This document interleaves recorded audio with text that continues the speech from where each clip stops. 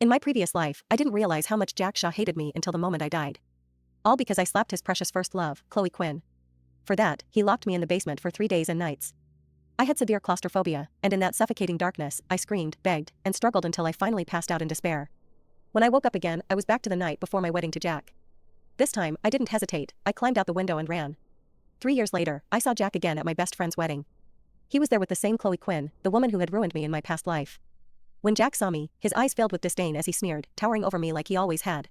Mina Carter, is this your new game?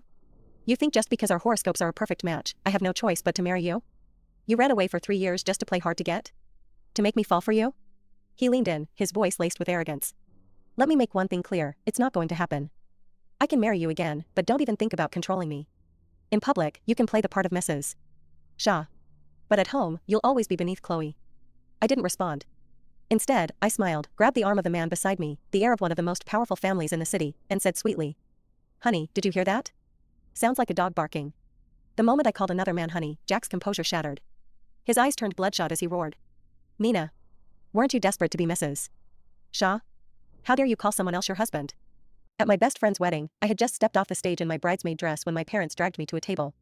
Mina, my mom scolded, you don't answer our calls, you ignore our texts, were you planning to cut us out of your life forever if we hadn't come to this wedding? Her eyes were red, tears threatening to fall.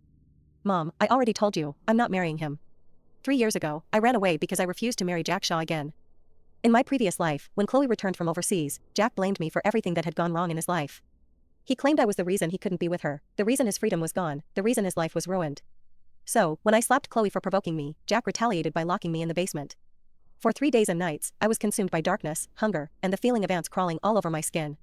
That cold, helpless despair haunted me, even after I was reborn. For 3 years, I stayed away from my family, unable to face them or the memories of that life. The only reason I came back was because my childhood best friend begged me to be her bridesmaid. In this life, Jack hadn't taken over his family's business. Instead, he had entered the entertainment industry and become a mid-tier director, successful enough to be envied by others. Chloe sat beside him, her designer dress radiating sophistication, her brightly colored hair giving her a bold, carefree look straight out of a Western fashion magazine.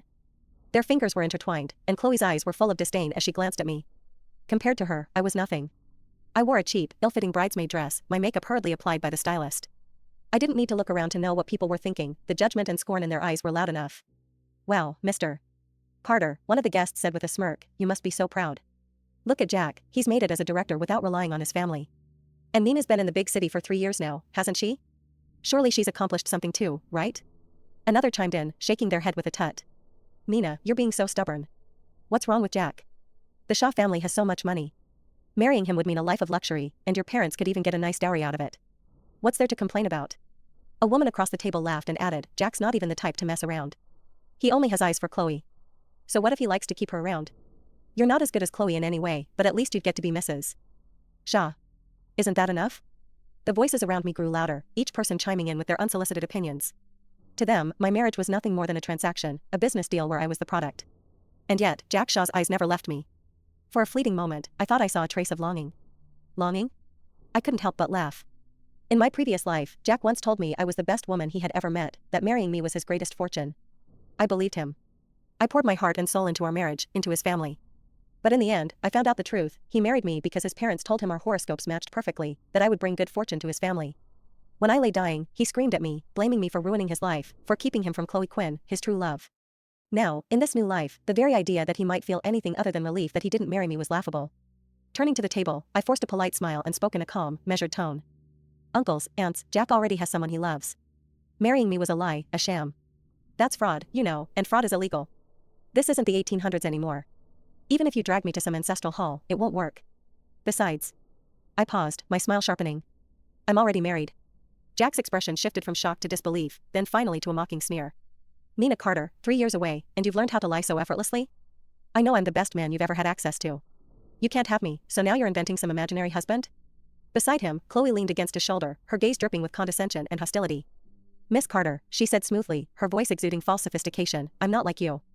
I don't define my worth by finding a man to marry. I have my own career and my own freedom. Jack and I are both free spirits, dedicated to a life without constraints. I'm not here to threaten your position, you'll always be Mrs. Shaw. But let's be real, you can't shake what Jack and I have. She tilted her head, her tone turning patronizing. Look, Jack only married you to keep his family happy. Consider the dowry your compensation. And if you want, I can even offer you a job at my company. At least that way, you'll get a glimpse of a world far beyond anything you've ever known. Her words dripped with elegance and confidence, painting a picture of glamorous galas, exclusive auctions, and a life of freedom. But I knew better. Not once had I seen her name on any invitation list to the kind of events she claimed to frequent. I raised an eyebrow and turned to Jack. This was the independent, worldly woman he admired so much. Jack's expression was a mix of discomfort and pride. Chloe's a jewelry designer, he said, his voice tinged with arrogance. That's something you could never achieve, Nina.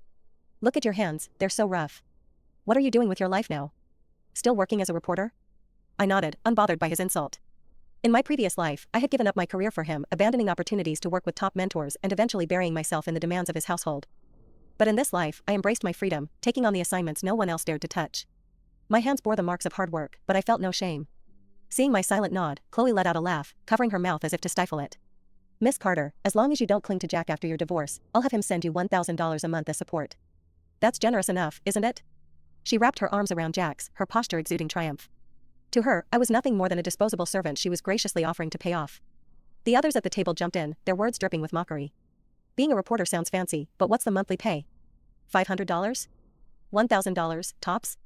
Nina, are you even able to afford food for yourself out there? Women like you are better off finding a husband. What's the point of struggling when you'll just end up starving on your own? It's a good thing the Shaw family is so generous. Otherwise, if you ended up in debt, your parents wouldn't be able to bail you out. Their ridicule grew louder, more cutting, and my parents' faces turned dark with anger and embarrassment. Just as I was about to respond, a new voice cut through the noise. Are you people mocking Miss Carter? The room fell silent. Jack shot up from his chair as if spring-loaded. Mr. Walters, he exclaimed, his tone turning ingratiating in an instant. What brings you here? Are you here to discuss a collaboration with my father? It's such an honor to have you here. Jack's smile stretched wide, oozing flattery. After all, Mr. Walters was one of the most powerful figures in the capital, a man the Shaw family couldn't even dream of currying favor with. But Mr. Walters ignored him completely. I'm here because I happened to see Miss Carter. I quickly stepped in, cutting him off before he could say more. Mr. Walters, it's an honor to see you again. The interview I conducted with you has already been finalized and submitted to the paper.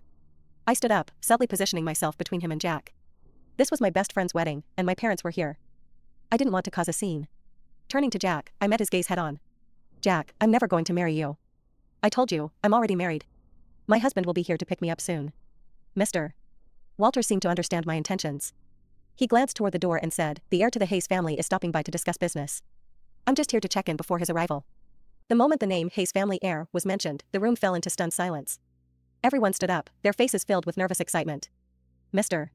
Walters, Jack Shaw said eagerly, rubbing his hands together. Could you do me a favor and introduce me later? Just a quick word with him would mean so much. Mr. Walters gave him a polite but insincere smile. Mr. Shaw, I think you should focus on sorting out your personal affairs first. As his words landed, Jack turned to me, his expression immediately darkening. Pointing his finger at me, he began to shout, his voice full of anger and frustration. Nina Carter. Don't think you can just rely on that nonsense about our horoscopes matching to manipulate me. You've been lying through your teeth, making up some story about being married. Where's the marriage certificate, huh? Show it to me. His voice grew louder, his tone more accusatory. You're just trying to control me, trying to stop me from being with Chloe. Well, guess what? It's not going to happen. If you're so determined not to marry me, fine, I'll take back the dowry tomorrow. At that, my parents panicked. They immediately began apologizing to Jack while scolding me at the same time. Nina, listen to your mother, my mom pleaded. I know you young women today have your own ideas, but we don't have the luxury to be so stubborn. The Shaw family is offering $5 million and a shopping mall as part of the dowry. You can't just throw away your future over some silly idea you got from the internet. My dad's face was grim, his tone sharp. Think about your life, Nina. You're not going to find a better offer than this.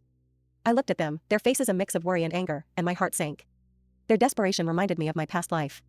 In my previous life, Jack and I had once been happy, or so I thought. But it was the kind of happiness that felt more like a performance, something we put on for his parents. Behind closed doors, he lived a life of indulgence while I gave up my career as a reporter to become the perfect Mrs. Shaw. I believed him when he said he loved me. I sacrificed everything for him, becoming the dutiful wife everyone expected me to be. But it all fell apart the moment Chloe Quinn came back into his life. He told me that women like Chloe, vibrant, passionate, full of life, were what real women should be. And me? He said I was nothing more than a rotting piece of driftwood, a coffin for his dreams. He blamed me for ruining his life, for making him feel like he was staring at death every time he looked at me. In the end, he resented me so much that he became violent, lashing out when I refused to fund his vacations with Chloe. My parents told me to endure it. And when he locked me in the basement for 3 days, they told me it was my fault for upsetting him. I died filled with hatred for him and for myself. This time, I wasn't going to let history repeat itself. I really am married, I said calmly. I took out my marriage certificate and placed it on the table. My parents gasped, jumping to their feet in shock. Where's the dowry? My mom cried. Did you run off with some lowlife? You didn't even get a dowry, and you call this a marriage? How am I supposed to explain this to the Shah family? 5 million and a factory, Mina, my dad added, his voice shaking with frustration. You need to divorce whoever this is and come with us to apologize to the Shahs immediately. I stared at them, their words blurring together. In their eyes, I wasn't their daughter. I was just a price tag, $5 million and a factory. The people around us laughed mockingly, their disdain obvious. Mina, come on. Don't make your parents worry so much. Did you get involved in something shady out there? Look at this marriage certificate. It looks so cheap and fake, it's probably just something she printed out to fool us. But Jack wasn't laughing. He stormed over to the table, grabbed the certificate, and ripped it to shreds. Mina Carter, you've really outdone yourself this time, he snarled. You'll fake a marriage certificate just to try and trick me? Chloe's eyes flickered with jealousy, but she quickly masked it with a smug smile. Jack, it's just a horoscope match. There are plenty of other women born under the same stars. She's nothing but a good luck charm. Let's just focus on greeting the Hayes family heir, okay? Before Jack could respond, the hotel manager entered, followed by a team of bodyguards who quickly cleared a path through the crowd. Jack leaned closer to me, lowering his voice. Mina, you think you can just run away because of some horoscope nonsense? Do you think playing hard to get will make me fall for you? Let me tell you something, it's not going to happen. Agree to the marriage now, and I'll take you back. But don't even dream of controlling me.